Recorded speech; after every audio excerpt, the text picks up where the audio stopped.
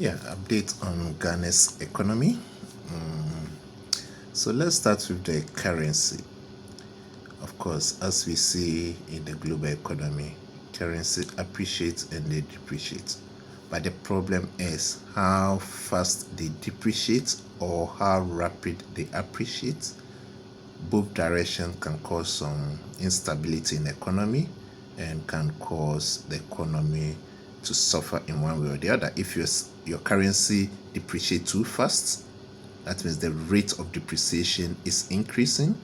It can affect your economy. It can spike inflation, and it can affect your import and export, right? The same way, if your currency is gaining strength too fast, and sometimes artificially being inflated, not economic or organic growth in the economy, it can also affect your economy in the long term, right? So both directions you have to gauge, and for you to get these things right, it means you have to have economic managers and people that really understand economics, finance, global commerce, and stuff like that. And that we see in our current finance minister, Honorable Kese Altuforsan. The man is doing extremely well. When we talk about competence, that somebody is competent, Honorable Kese Altuforsan is a prime example. We have to study this young man. He's showing what is called competence. It's not just talk. There's nothing fanciful. There's nothing extravagant he's doing. He's just doing his primary job, focusing on the economy, looking at the fiscal side and looking at the monetary side, and working hand in hand with the head of the Bank of Ghana, head of the Central Bank of Ghana, and they are managing the economy well, right? They have managed to gauge a situation, a narrow range where the true strength of the city should lie as the economy grows, right?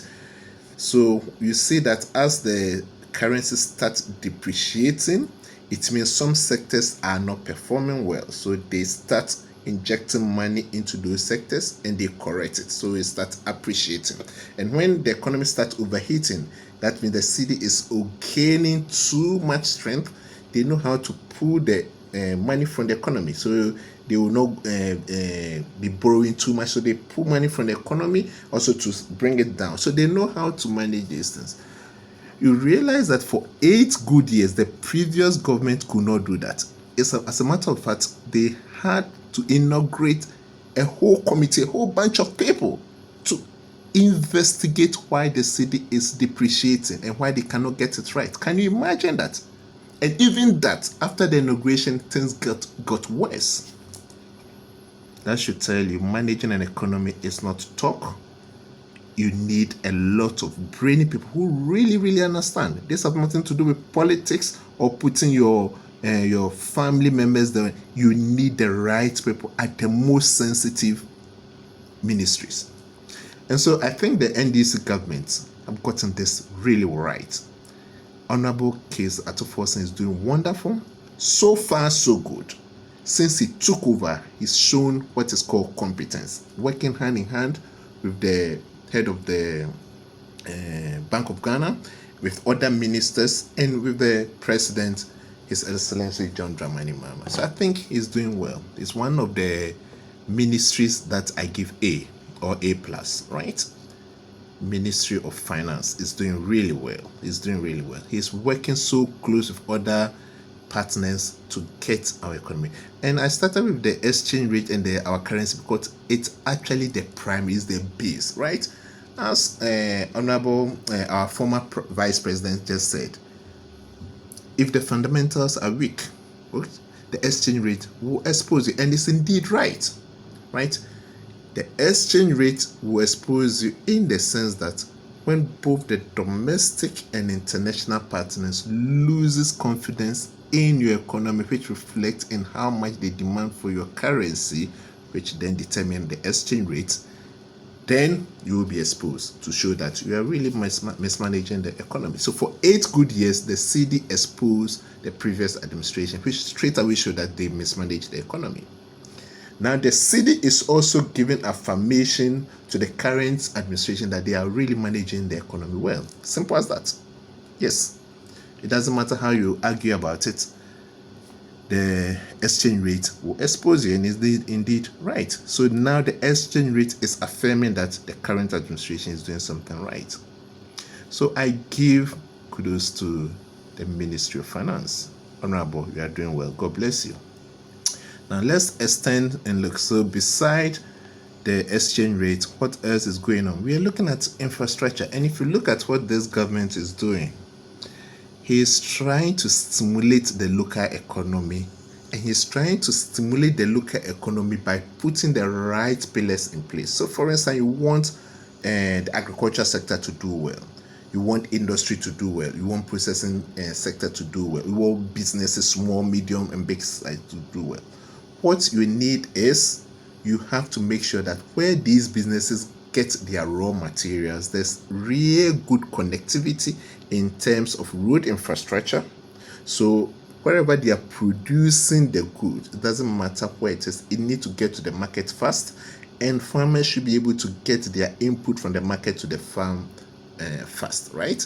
With little as much as possible delay. So you realize that the government is investing in road infrastructure. If you look across Ghana right now, it's a whole lot of road infrastructure, development of road infrastructure everywhere. The bulldozers are everywhere.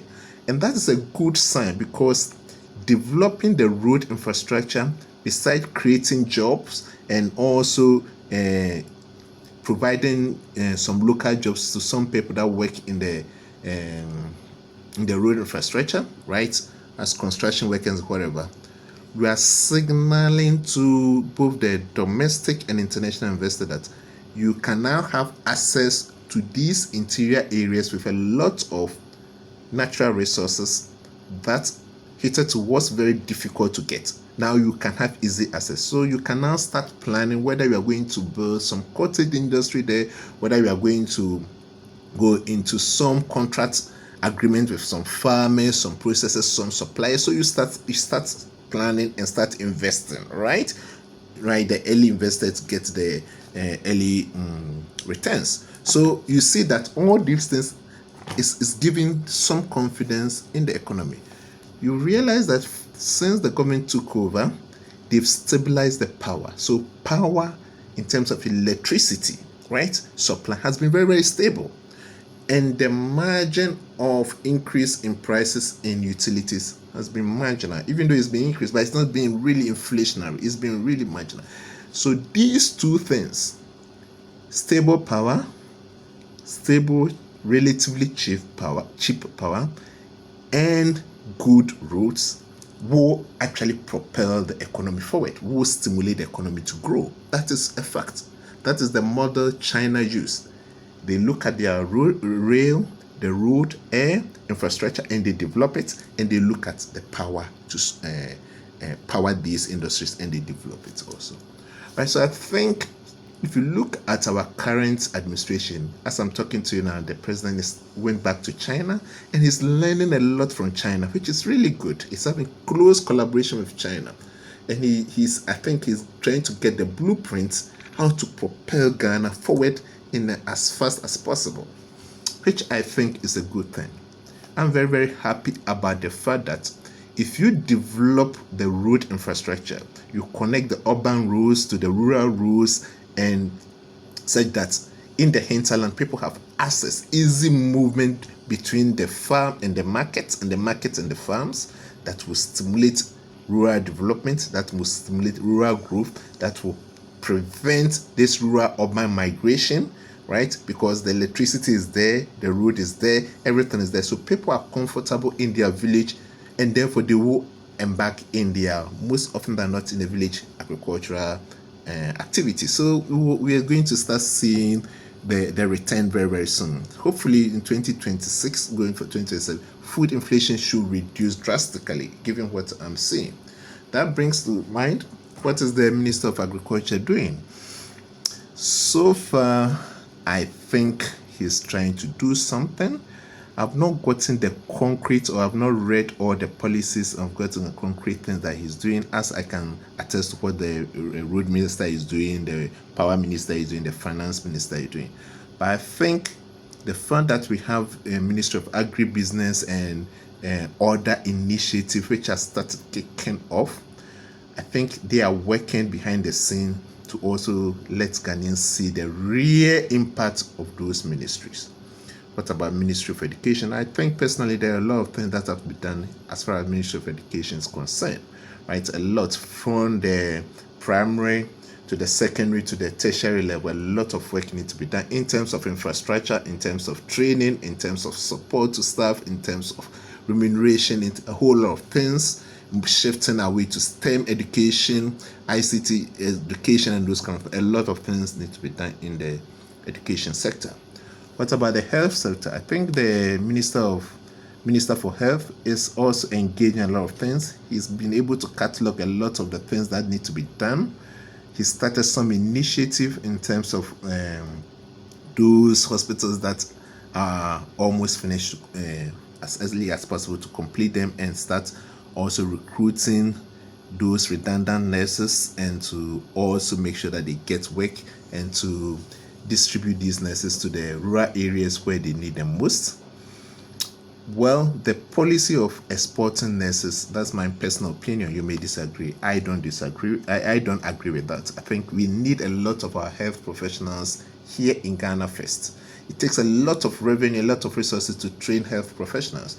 So if you use our meager or scanty resources to train these health professionals and you export them, or you allow them to leave, you are not doing our country any good.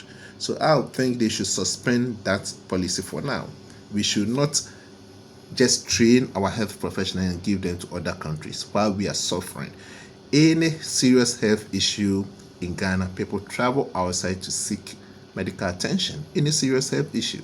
So it tells you our health infrastructure is very fragile, and we don't have adequate personnel, we don't have the adequate machinery, we don't have equipment, and a whole lot of things need to be done. So the health infrastructure needs to be improved. What else? Security, right? So security is very broad. We talk about the Navy, the military, the Air Force, the prisons, police service, a whole lot of things. I think if you look at the police service, they are doing something. What I mean something, we can see that crime is being managed, right? They have their own issues, so they are doing their best.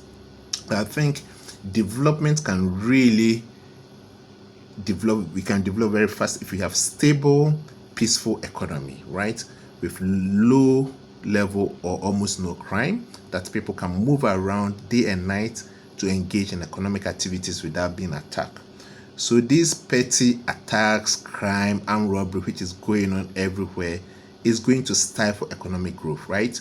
It makes this attack people at their homes, then they get attacked by armed robbers and a whole lot of things, and we need to tackle them. So I'm throwing that challenge to the security agents to do that. All right.